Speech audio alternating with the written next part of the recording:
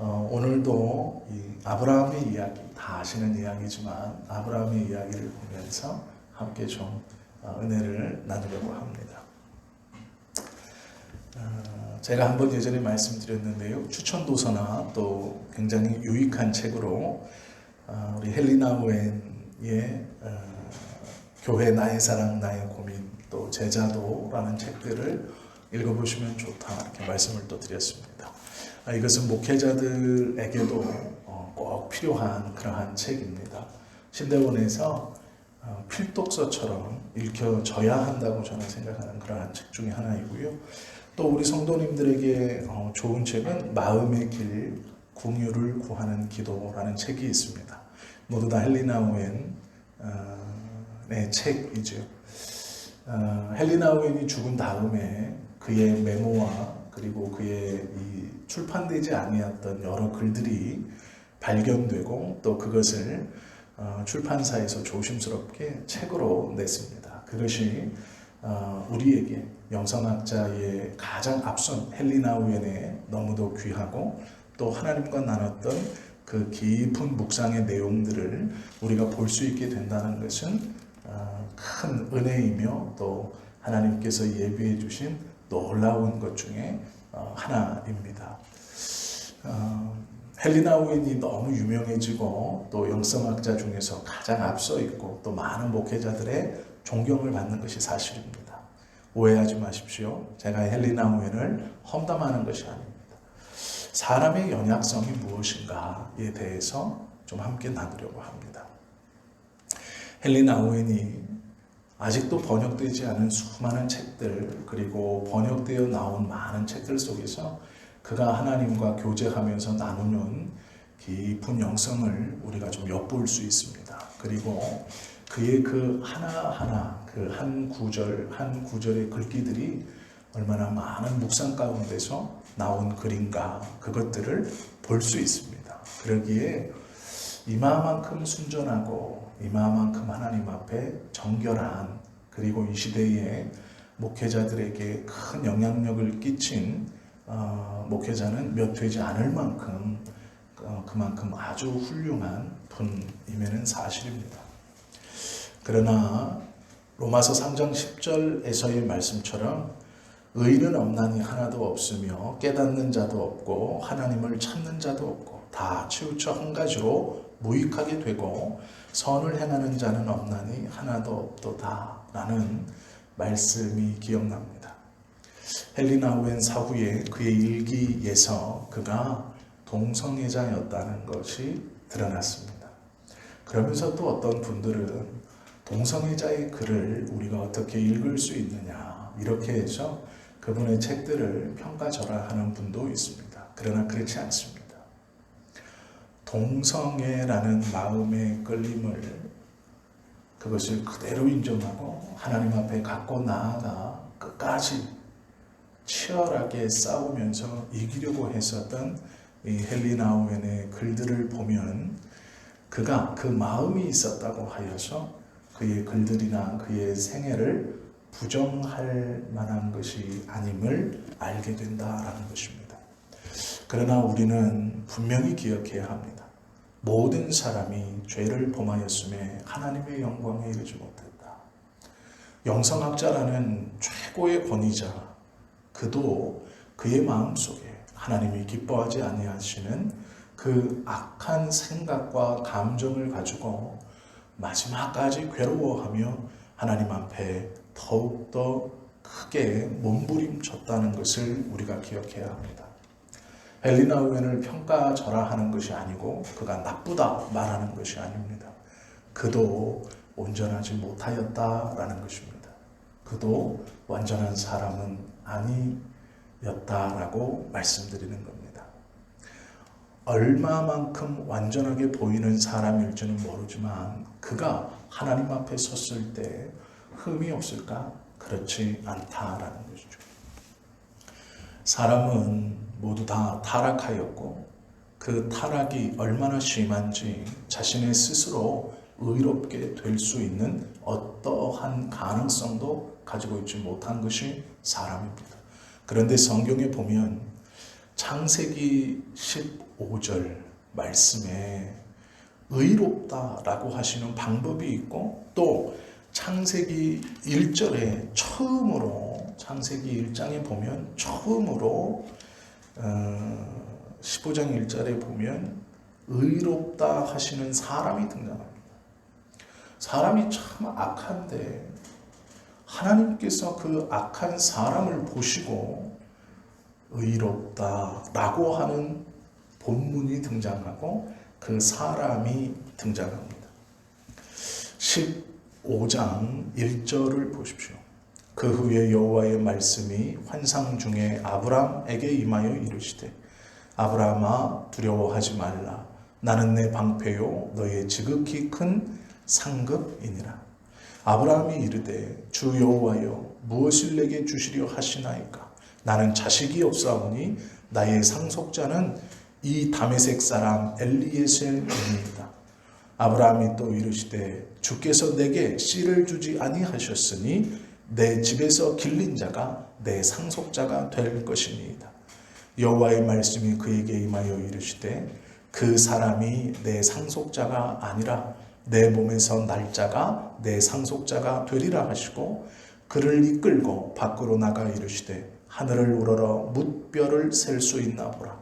또 그에게 이르시되 내 자손이 이와 같으리라. 아브라함이 여호와를 믿으니 여호와께서 이를 그의 의로 여기시고 라고 기록되어 있습니다. 하나님의 기준에서 의로운 것이 하나도 있을 수 없는 인간에게 하나님이 의로 여긴 것이 있습니다. 그것이 창세기 15장에서 처음 등장합니다. 불의한 사람을 보시고 완전치 못한 사람을 보시고 하나님께서 의가 있다, 의롭다. 의라는 것은 하나님의 속성입니다. 정의와 공의를 가지고 계신 분은 하나님밖에 없습니다. 차별치 아니하시는 공평한 의는 하나님의 손에만 있는 것입니다. 그 하나님께서 아브라함을 보시고 처음 의가 있다, 즉 의롭다 말씀해 주신 것입니다. 그러면 왜 아브라함이 의롭다 하심을 받았는가? 그의 행위, 그것 때문은 아닙니다. 아브라함은 행동으로도 하나님께 순종하긴 했습니다.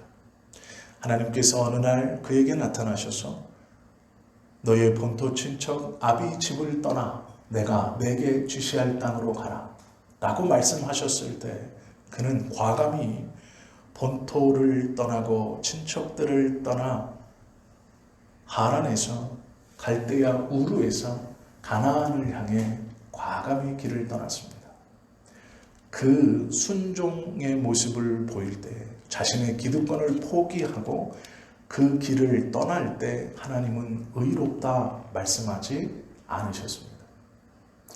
행동을 온전히 했음에도 불구하고 의롭다라고 말하지 않았습니다. 기득권을 포기하고 주님의 말씀을 쫓을 때에도 그를 의롭다고 불러주시지 않았습니다. 길을 떠나는 도중 어렵게 정착한 땅에서 조카 롯이 메소포타미아 지역 네 도시국가의 연합군에게 포로로 잡혀 끌려가는 일이 벌어졌습니다. 아브라함은 집에서 키우고 입히고 먹으며 길리운 사병 318명으로 그 뒤를 쫓아가 조카 롯뿐만 아니라 메소포타미아의 네 개국 연합군 왕들이 잡아갔던 모든 물건들과 포로들을 다시 찾아옵니다. 그 찾아오는 길에 무수한 포로와 전리품을 가지고 돌아오는 길에 소돔 왕이 마중 나옵니다. 그래서 아브라함에게 이렇게 부탁합니다. 당신이 찾아온 재물은 원래 우리가 약탈당한 것이나 그것은 이미 빼앗긴 것이므로 당신이 다 갖고 포로들만 우리에게 돌려주십시오. 전쟁에서 승리해서 그것을 빼앗아 온 것이기 때문에 그것은 아브라함의 것입니다. 전쟁의 승자가 전리품을 갖는 것은 당연한 것입니다. 그러나 아브라함은 그 말을 듣고 포로들 뿐 아니라 전리품도 당신이 빼앗긴 모든 물건들도 다시 가지고 가십시오라며 그것들을 양보합니다. 전쟁에 승리했고 목숨을 걸고 싸운 정당한 대가를 아브라함은 양보합니다. 놀랍게도 그때에도 하나님은 아브라함을 보고 의롭다 아니하셨습니다. 그리고 또 길을 내려오다가 이제는 살렘 왕 멜기세덱이 하나님의 이름으로 와서 아브라함에게 11조를 받습니다. 전쟁을 치르기만 했지 빼앗아 온 것들을 다 돌려주고 오는 그 길에 살렘 왕 멜기세덱이 하나님의 이름으로 복을 빌고 그에게 아브라함은 11조를 드립니다. 그리고 고백합니다. 하나님께서 내게 승리를 주셨습니다. 멜기세덱이 그 고백을 듣고 아브라함을 승리케 하신 하나님을 찬양할지어다. 지극히 높으신 하나님께서 아브라함에게 복 주시기를 원하노라 말하고 돌아갔습니다. 그때에도 하나님은 아브라함에게 의가 있다라고 말하지 않았습니다. 자신이 손해나는 행동, 하나님의 말씀을 지킴, 하나님께 영광을 돌림, 모두 다 의롭다라고 말해도 부족하지 않을 것 같지만 하나님은 그 아브라함의 행위에 대해서 의롭다라고 말씀하지 않으셨다라는 것입니다. 그 일 후에 오늘 본문의 일이 벌어집니다. 하나님께서 아브라함에게 나타나서 내가 너의 방패요 지극히 큰 상급이다 말합니다. 그때 아브라함이 되묻습니다. 하나님이 나의 상급이시고 방패이신데 나에게 자식을 주지 않아서 내 후계자는 이 엘리에셀입니다. 다메섹에서 데리고 온 엘리에셀입니다. 어려서부터 내가 우리 집에서 키웠던 이 엘리에셀이 나의 후계자가 될 것입니다. 하나님께서 그때에 아브라함을 데리고 장막 밖으로 나아가서 하늘의 별들을 보여주시고 묻습니다. 개수를 셀 수 있나 보아라. 아브라함이 올려다보자 너희의 후손이 이 별들의 수만큼 많아질 것이다. 놀랍게도 아브라함이 그것을 믿었다라고 성경은 말씀합니다. 그리고 하나님께서는 그 믿음을 보시고 너에게 의가 있다라고 말씀해 주셨습니다. 하나님의 말씀에 순종할 때도 듣지 못했던, 자신의 것을 손해 보았을 때도 듣지 못했던, 주님께 영광 돌리며 모든 공을 하나님 앞에 드렸을 때에도 듣지 못했던 말씀을, 하나님의 말씀을 믿는 그 순간 아브라함은 듣게 되었습니다. 너희에게 의가 있다라는 것이죠. 하나님의 말씀을 믿는다는 것, 의를 단 하나도 찾을 수 없는 우리들에게 의롭다 하시는 그것은 오로지 유일한 방법은 하나님의 말씀을 믿음으로 붙드는 것입니다. 그것이 하나님께서 전혀 가능성이 없는 우리에게 유일하게 바라보시고 말씀하시는 의롭다 하심의 방법입니다. 하나님의 말씀을 믿는 것입니다. 하나님의 말씀을 믿는다는 것은요, 단순히 소리를 믿는 게 아닙니다. 하나님의 인격을 믿는다는 것입니다. 말씀하신 분이 누구인가? 그 소리를 내신 분이 누구인가?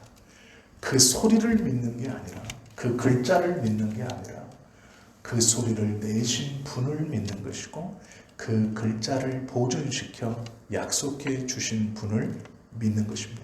그것이 하나님께서 아브라함을 보고 의롭다 하신 이유이며, 또한 우리가 하나님 앞에 온전히 나아가서 붙들어야 할 믿음입니다.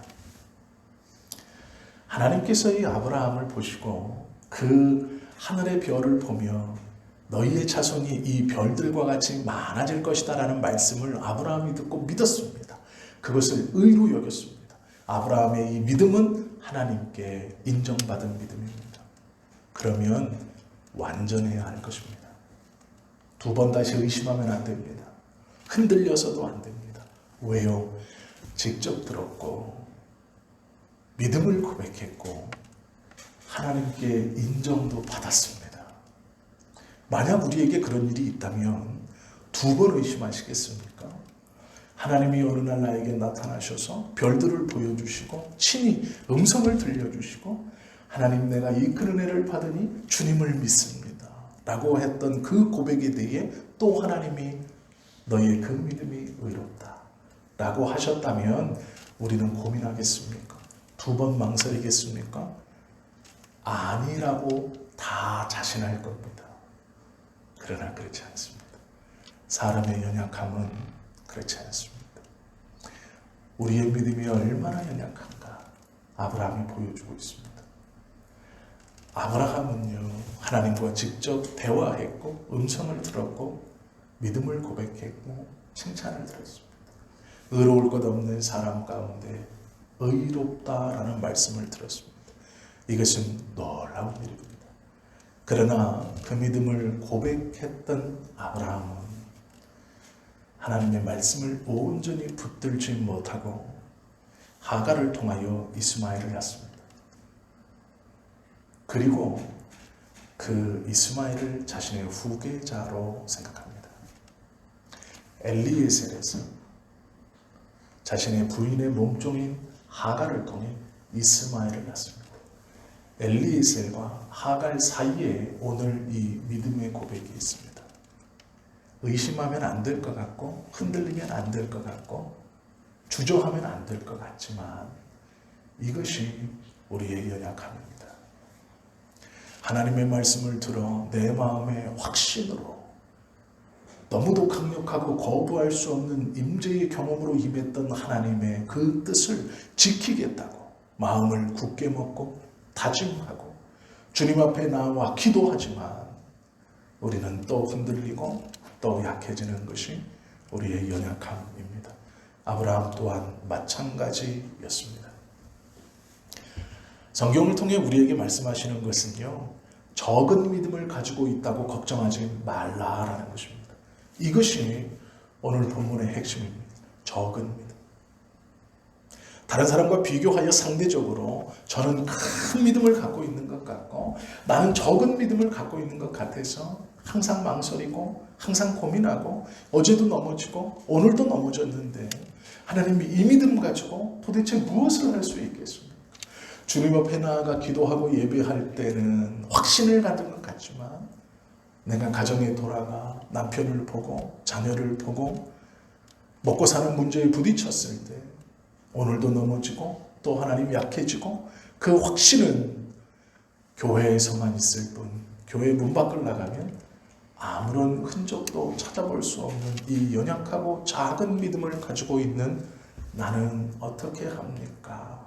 라고 생각할 수 있다라는 것이죠. 내 믿음이 왜 이렇게 약하고 초라한가? 그래서 하나님이 나를 좋아하지 않고 나를 도와주시지 않는가? 이런 생각을 할 수 있습니다. 예를 하나 들어볼까요? 제가 병원에 가니까 약을 정말 한 움큼을 줍니다. 이것도 드셔야 되고요. 이것도 드셔야 되고요. 그래서 약이 정말 이렇게 한 움큼이에요. 8알 정도 됩니다. 그것도 캡슐로요. 이게 상당히 큽니다. 그래서 2번 나눠 먹습니다. 4개씩. 근데 제가 겉보기에는 전혀 그렇게 생기지 않지 않았습니까? 소도 때려잡아 먹을 것처럼 생겼는데 병원에 가니까 이것도 약합니다. 혈관도 이렇고 이러시는 거예요. 근데 제가 겉모양을 믿고 그 약을 안 먹으면 되겠습니까? 안 됩니다. 의사 선생님이 처방하셨기 때문에 먹어야 되는 것이죠. 똑같습니다. 겉이 멀쩡한 사람도 속이 아프면 약을 먹어야 완치될 수 있습니다. 겉이 좀 비리비리하고 아파 보이는 사람도 똑같은 약을 먹어야 완치되는 것입니다. 겉모양에 따라서 약 효과가 달라지는 게 아닙니다. 굳셀 것 같은 믿음, 연약해 보이는 믿음 아닙니다. 내 믿음이 약하고 내 믿음이 강하고가 문제가 아닙니다. 그 속에서 역사하시는 하나님이 어떠한 분인가가 중요한 것입니다. 하나님이 진짜라면 나의 연약한 믿음도 들어쓰셔서 하나님께서 당신의 일을 이루어 가실 것입니다. 하나님이 진짜라면 저 사람과 비교하여 아무런 탤런트가 없는 것 같은 나를 사용하셔서 하나님의 일을 이루어 가실 것입니다. 우리의 믿음이 아니라 우리의 믿음의 대상인 하나님이 중요한 겁니다. 내 믿음의 약함, 그것을 바라보고 실망하시면 안 됩니다. 우리의 믿음의 중심은 내가 아닙니다. 우리들이 아닙니다. 하나님입니다. 나의 약함을 보고 주저앉고 포기하고 비교의식 속에서 나는 할 수 없습니다. 하나님이 나를 좋아하지 않겠지. 그러기에 나의 기도를 들어주지 않는 것 같고 나를 통해 주의 역사를 이루어가지 않는 것 같은 그 연약한 믿음일지라도 하나님이 진짜이시니 그 하나님을 믿고 나아갈 때 우리는 쓰임받을 수 있는 것입니다. 강해 보이는 믿음일지라도 약해 보이는 믿음일지라도 보여지는 믿음이 중요한 것이 아닙니다. 하나님이 중요합니다. 하나님이 진짜면 우리를 붙들어 사용하실 것입니다. 아브라함의 믿음은 연약한 믿음이었습니다. 이 믿음을 고백하고서도 그는 다른 행동을 합니다. 그러나 하나님은 그 연약한 믿음을 의로 여겨주셨습니다. 아브라함에게 중요한 건 아브라함의 믿음이 아닙니다. 하나님이 아브라함을 붙들었다라는 것이 중요한 것입니다. 그러기에 그 작은 연약한 믿음을 가지고 하나님은 아브라함을 사용하셔서 당신의 기뻐하시는 뜻을 이루어 나가십니다. 하나님께서 의로 여겨주실 때에 아브라함에게 하나님이 또 이런 말씀을 주십니다. 이것이 오늘 우리 본문의 말씀입니다. 너희의 후손이 4대 만에 이 땅에 돌아올 것이고 400년 동안 고난을 당할 것이다. 뜬금없는 말씀입니다. 위에서는 별들처럼 너희의 자손이 많아질 것이다 라고 장밋빛 미래를 약속해 주셔서 아멘 믿습니다. 그 믿음으로 너희의 믿음이 의롭다 라고 인정해 주시더니 아브라함이 깊은 잠에 들자 하나님께서 너희의 후손이 400년 동안 종살이 할 것이고 4대 만에 돌아올 것이다. 아브라함은 가만히 있었습니다. 그런데 하나님은 위에서 장밋빛 언약을 주시더니 그날 저녁 이해할 수 없는 잊지도 않은 후손들이 포로가 된다고 그러고 하나님의 약속으로 우리의 후손이 잘 돼서 이 땅을 물려받으면 좋겠지만 뜬금없이 포로기를 거치고 이 땅에 돌아올 것이다. 일방적으로 말씀하십니다. 그 일방적인 말씀이 얼마나 확실한지 그 당시에 사람과 사람 사이에 언약을 맺을 때에 행했던 그 언약의 방법이 보입니다. 9절부터 그 말씀입니다.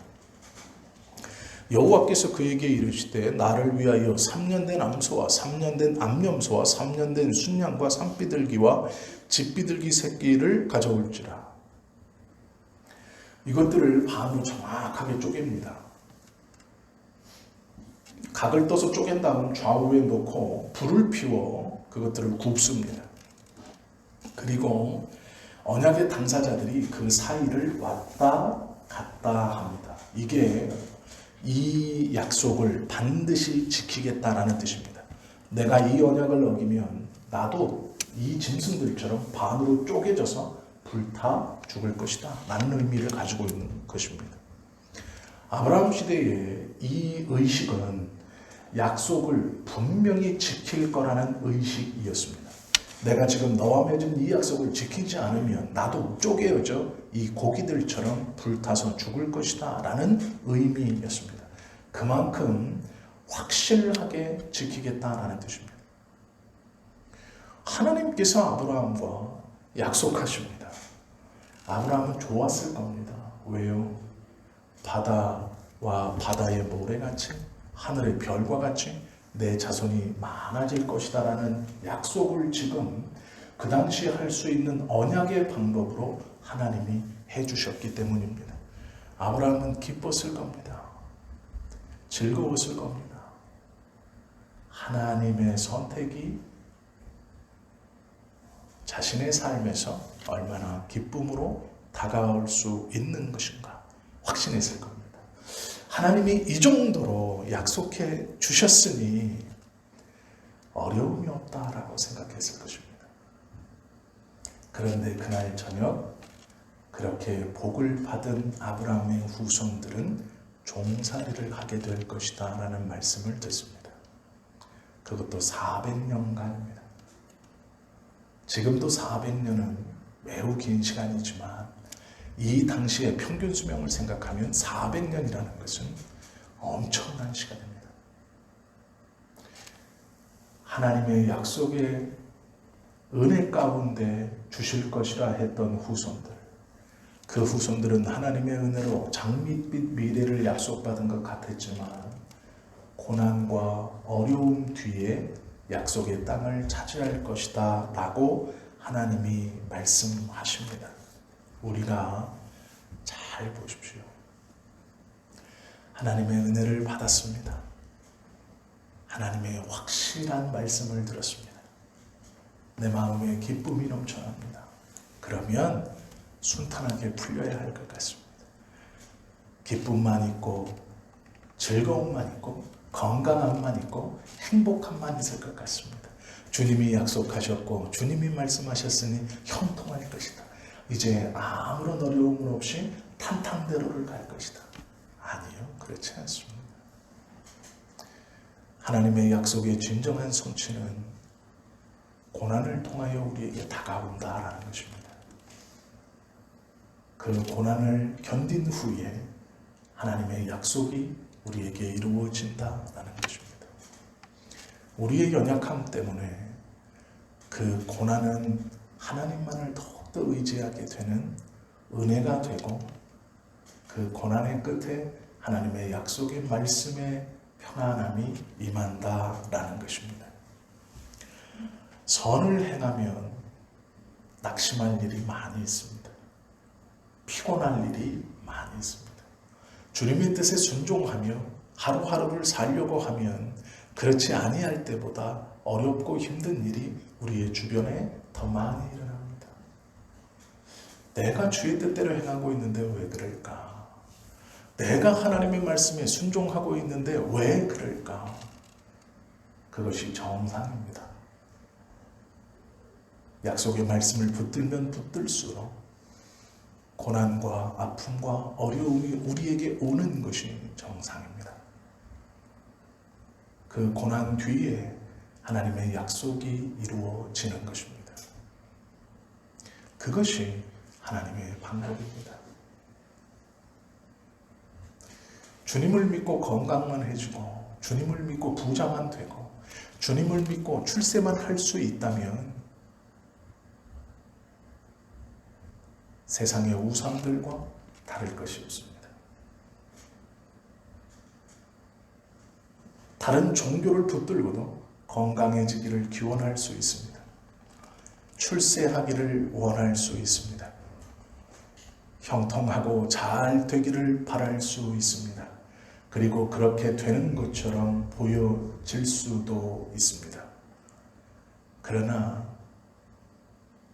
그것들은 다 허무한 것이고 살아있는 것이 아니기에 그렇게 달콤한 약속만을 하는 것입니다. 우리 하나님께서 우리에게 분명히 허락하신 그 약속을 이루어감에 있어 우리에게 그 약속을 붙들면 붙들수록 더 크게 다가오는 고난과 아픔이 있다고 분명히 말씀하십니다. 그리고 그 고난과 아픔의 길을 걸어갈 때에 너 혼자만이 아니고 나의 아들 예수 그리스도가 중보하며 성령 하나님께서 너와 동행하시겠다고 약속해 주셨습니다. 그것이 우리가 하나님의 인격을 믿는 믿음입니다. 그리고 또한 하나님의 말씀을 온전히 아멘으로 받아들이는 삶의 모습입니다. 우리의 믿음이 중요하지 않습니다. 연약해 보일지라도 실망하지 마십시오. 하나님께서 진짜이시니 걱정하지 마십시오. 그러나 그 하나님의 뜻에 합당한 삶을 살아가기는 녹록지 않을 것입니다. 우리가 혼자 살아간다면 분명히 그 고통을 견딜 수 없을 것이나 성령께서 우리와 함께 하시고 성자 예수님께서 우리를 위하여 계속 중보하고 계시니 우리는 우리의 능과 힘이 아니라 하나님의 은혜로 그 길을 무사히 걸어갈 수 있습니다. 그리고 성부 하나님의 놀라우신 은혜 아래서 하나님께서 주시는 진정한 약속을 붙들어 맛볼 수 있을 것입니다. 그것이 우리가 걸어가는 믿음의 길입니다. 우리가 고백하는 믿음입니다. 하나님의 말씀을 믿는 것, 그것은 하나님의 인격을 붙드는 일입니다. 하나님의 인격을 신뢰하는 것, 그것이 믿음입니다. 이사야는 2700년 전에 예수 그리스도에 대해서 예언하였습니다. 지금으로부터 2000년 전 이사야가 말한 뒤 700년 후 예수님은 이 땅에 오셨고 그 이사야의 예언대로 십자가를 지셨습니다. 그리고 다 이루었다 말씀하셨습니다. 이 놀라운 사건을 믿는 것이 복음을 받아들이는 것입니다. 우리는 오늘 아브라함과 하나님의 이야기를 통하여 우리의 연약함이 하나님 앞에 어떻게 보여지고 쓰임받을 수 있는지, 무엇이 중요한 것인지를 함께 나누었습니다. 그리고 하나님의 약속의 성취는 고난 뒤에 온다는 것을 우리가 또한 함께 배웠습니다. 자신의 모습을 스스로 평가하여서 하나님을 잃어버리고 뒤로 물러나는 어리석음을 범치 마십시오. 하나님의 뜻에 맞추어 살려고 하다 고난과 어려움이 있다고 그 하나님의 뜻에 맞추어 사는 삶을 포기하지 마십시오. 이미 그것이 하나님께서 정해놓으신 길의 모양입니다. 우리는 그 믿음의 길을 걸어가는 것뿐입니다. 그 믿음의 길 끝에 하나님의 약속이 찬란하게 우리를 맞이하기 위해서 기다리고 있습니다. 이것을 믿는 것, 이것이 우리가 붙들고 고백해야 하는 믿음인 것이죠. 이 믿음을 소유하고 고백하시는 우리 모두가 되실 수 있기를 예수님의 이름으로 축원합니다. 기도하겠습니다.